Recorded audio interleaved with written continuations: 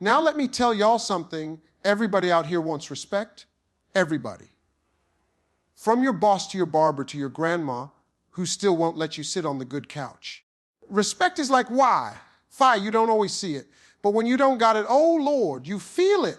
And the truth is, some of y'all been out here trying to earn respect by talking louder, dressing fancier, or flexing like you own 3 Lamborghinis and a private jet parked outside.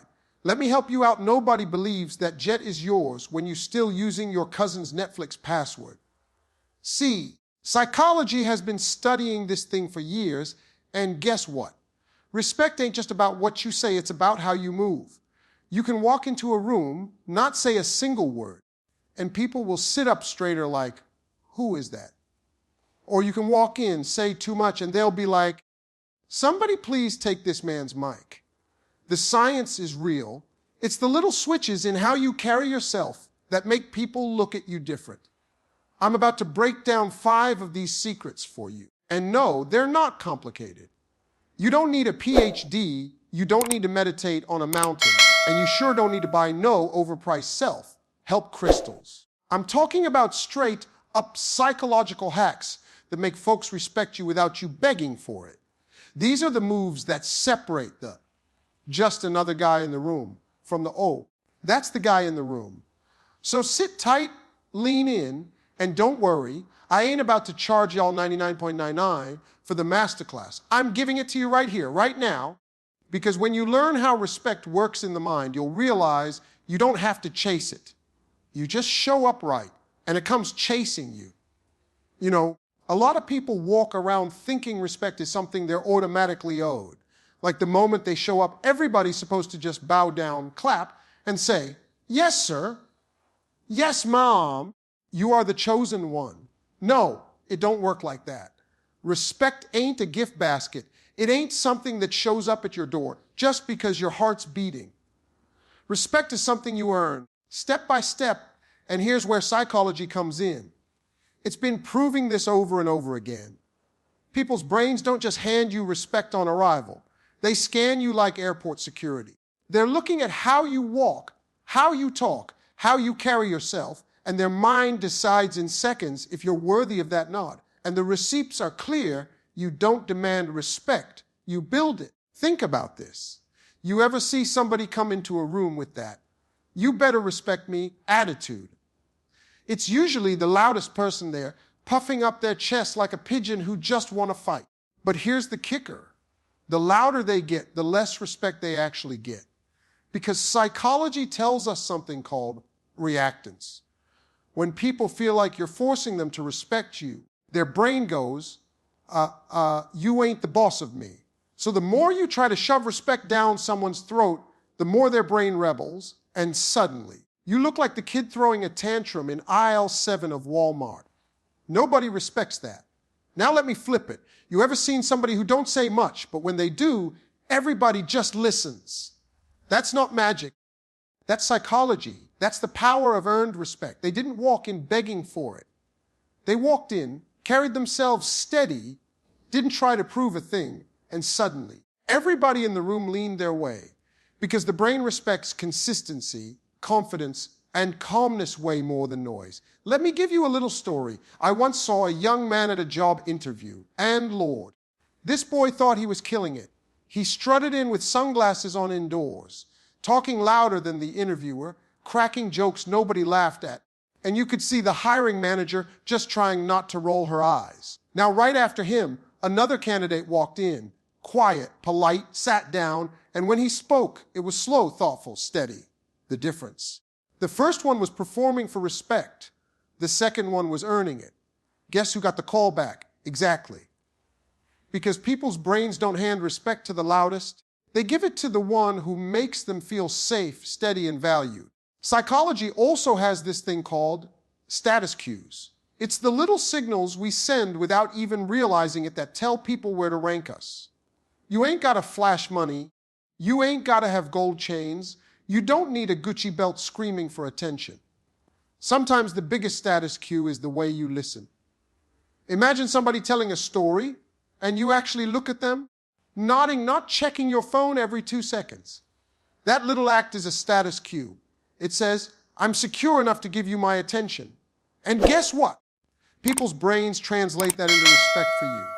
Because respect is a mirror. When you give it, it bounces right back. Here's another psychological gem. People respect boundaries. If you're always saying yes to everything, running yourself ragged, never standing up for your own time, people's brains subconsciously file you under doormat. It's not even malicious. It's just how the mind works. But the moment you draw a clear line, like, hey, I can't stay late tonight, I've got commitments, or no, I'm not comfortable with that. Suddenly, the brain goes, oh, this person values themselves. And when you value yourself, other people start valuing you. Respect ain't about being everybody's hero. Sometimes it's about showing that you won't be pushed over. And let's not forget body language. Psychology says over 70% of communication is nonverbal, which means you can literally be respected before you even open your mouth. Walk into a room slouched over, head down, avoiding eye contact, and people's brains instantly register weakness. Walk in with your shoulders back, head up, and steady eye contact. Not creepy staring, just steady, and suddenly people think, that's somebody worth paying attention to. You didn't demand respect. You didn't beg for it. You earned it in the first 10 seconds just by how you carried yourself. Now, I know some of y'all might be thinking, well, I've been nice all my life and people still don't respect me. Let me break it down. Nice and respected are not the same thing. You can be the sweetest peach on the tree, but if you let folks step on you, psychology says their brain files you as pleasant but powerless. Respect comes when kindness meets strength. It's the balance of being approachable but also unshakable. Think of it like this. Nobody respects the doormat, but everybody respects the person who can hold the door open for you without letting it slam on themselves. So when I say respect ain't automatic, I mean it. You gotta earn it, but not by faking, not by forcing, not by putting on a show. Psychology shows us the receipts. Real respect comes from consistency, boundaries, body language, presence, and that quiet confidence that says, I don't need to shout for you to see me. And when you get that right, respect doesn't just show up once, it stays. Let me tell you something, because I know some of y'all need to hear this real clear. People don't respect loudmouths. They respect presence. And there's a difference, a big difference between being heard and being respected. You ever meet somebody who just won't stop talking? I mean, they take over the whole room, cutting people off, laughing at their own jokes, telling the same story 3 times like it got better with age. Now, we all nod, smile, maybe laugh out of politeness, but deep down, everybody in that room is thinking the same thing. Lord, when is this man gonna hush? And that right there tells you everything. The volume might get you noticed, but presence is what gets you remembered. Presence is powerful because it doesn't need a microphone. Presence walks into a room and people just feel it. You ever seen that? Somebody walks in, doesn't say a word, and all heads turn. That's presence, and psychology got the proof.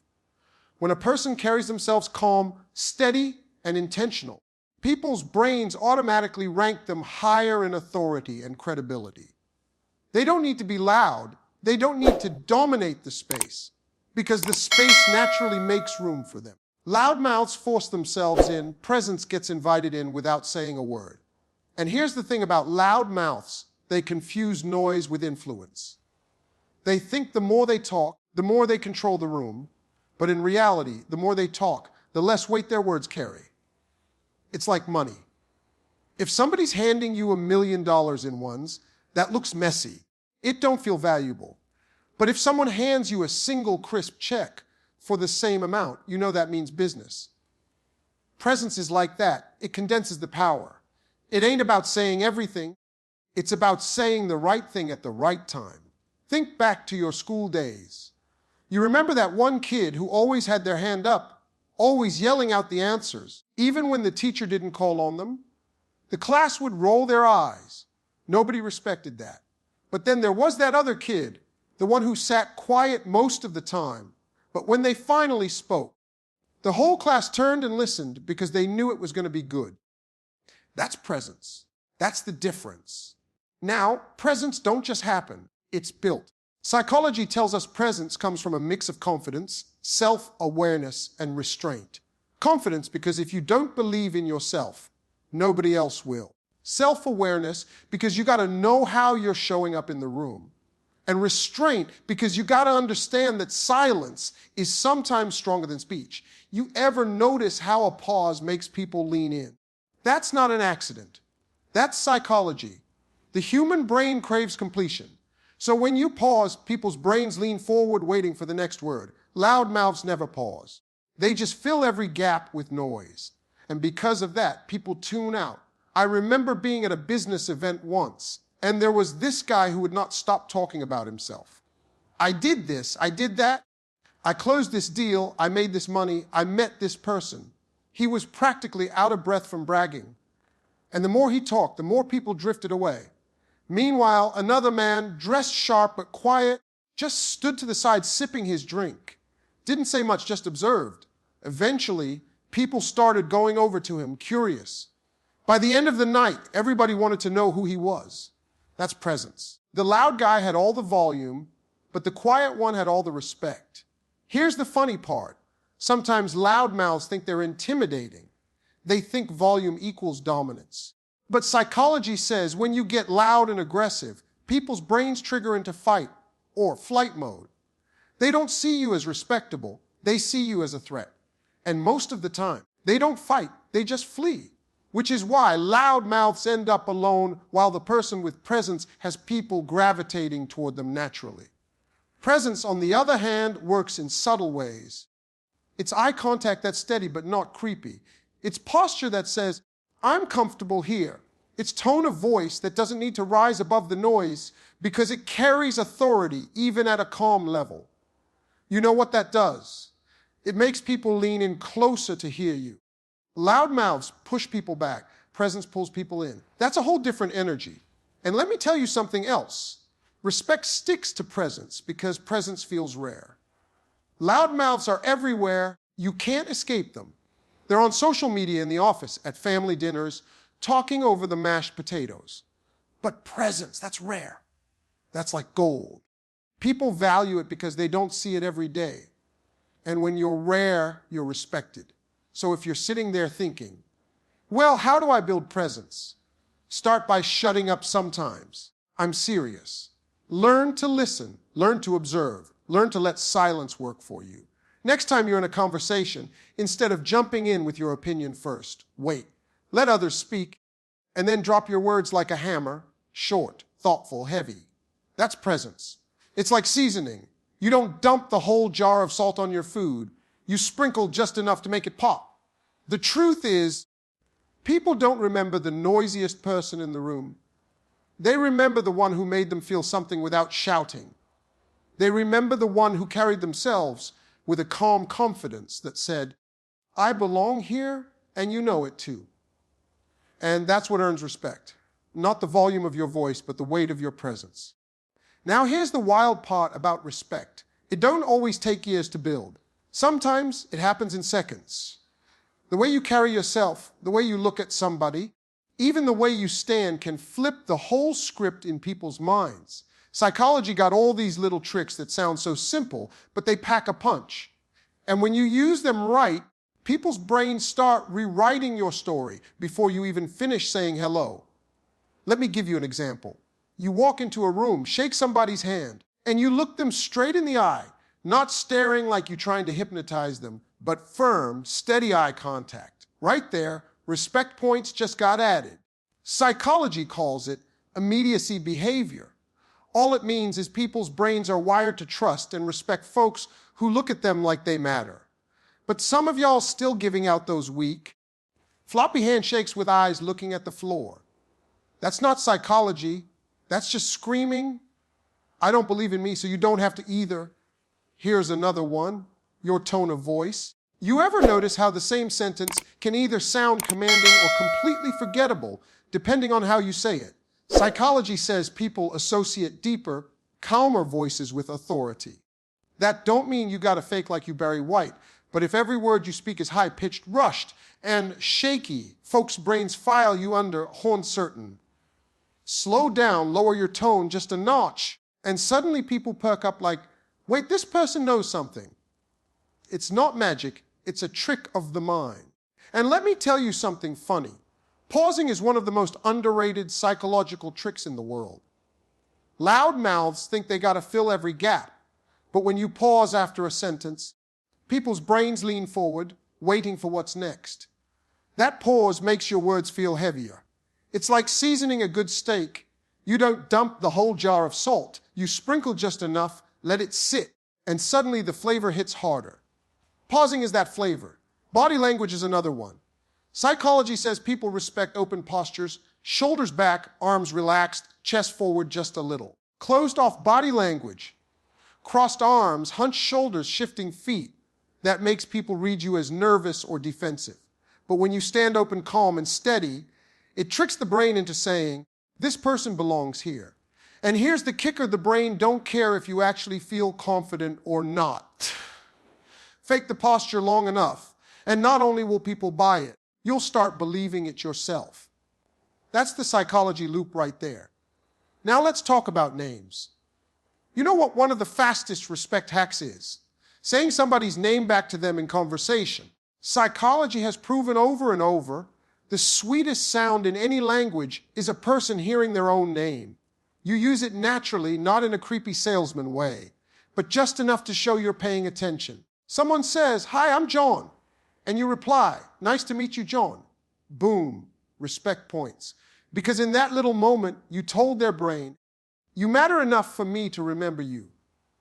And you can't forget the power of listening. I mean, real listening, not that fake nodding while you're scrolling through Instagram. Psychology says active listening makes people respect you instantly because it makes them feel validated. It's wild. Sometimes you don't even need to say much. You just ask one thoughtful question, lean in a little, and let them talk. By the end, they'll walk away saying, "Wow, what a great conversation," even though you barely said 10 words. Respect isn't always about being impressive. Sometimes it's about making the other person feel important. Another little trick, mirroring. Now don't get it twisted. I ain't talking about copying people like a parrot. I'm talking about subtle mirroring. Psychology shows that when you mirror someone's gestures, pace, or energy, their brain starts liking and respecting you more because it feels familiar. So if they lean in, you lean just a little. If they talk slower, you slow down too. Their subconscious goes, we're on the same page, and that translates to respect. But don't be out here copying every move like Simon says, because that'll just make you look like you escaped from a mime class. Here's the kicker though. These tricks only work when they're authentic. You can't force it. If you walk around trying to trick people into respecting you without actually respecting yourself, people's brains sniff that out quick. The psychology works best when you use it as an amplifier for who you already are. It's like cologne. You put on a little, it makes you smell good. You dump the whole bottle, and suddenly people are choking, running for the door. Respect works the same way. Now, I remember once I met this woman at an event. She wasn't the loudest, she wasn't dressed in anything flashy, but she had presence. She shook my hand firm, looked me in the eye, smiled just right, not too much, not too little. And when she spoke, she paused just enough to make her words hit. And you know what? I couldn't help but respect her immediately. It wasn't about money, status, or fame. It was those little psychological cues that told my brain, this person is solid. Meanwhile, right across the room, there was a guy trying to be the star of the show, and I can't even remember his name. That's the beauty of these little tricks. They're small, but they stack up fast. And the crazy part, most people don't even know they're happening. They just feel different around you. They sense something stronger, and their brain labels it as respect. That's psychology working behind the curtain, pulling the strings while you just stand there calm, collected and unbothered. Let me tell you something most people don't realize. Respect starts way before you ever say a word. Matter of fact, people's brains already made up their mind about you within the first few seconds of seeing you. That's right, before you even open your mouth, before you drop your best line, before you hit them with your fancy vocabulary, folks already decided if they're going to respect you or not. And psychology's got the science to prove it. It's called the thin slice judgment, which basically means the human brain is out here making snap decisions about you based on the tiniest slice of information. Your face, your body language, your walk, your vibe. You think you're going to talk your way into respect, but half the time, the verdict's already in before you start. Now, here's the funny part. People act like respect is earned only through what they say, but no. It's earned through what people see. That's why you can meet somebody who hasn't said a single thing yet, but something about them makes you sit up a little straighter. You don't know why, but you respect them. It's in the way they carry themselves. Meanwhile, you can meet somebody else who's already talking your ear off, and you're thinking, Lord, I wish I could respect you, but my brain already told me no. Think about posture for a second.